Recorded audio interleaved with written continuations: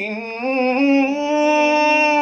ربكم الله الذي خلق السماوات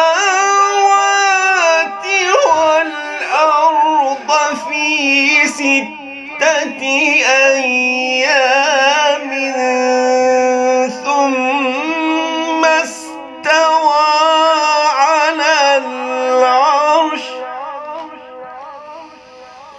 ثم استوى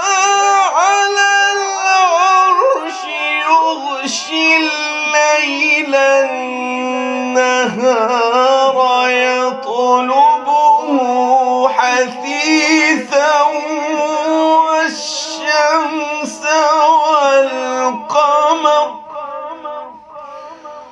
والشمس والقمر والنجوم مسخرات بأمره ألا له الخلق والأمر تبارك الله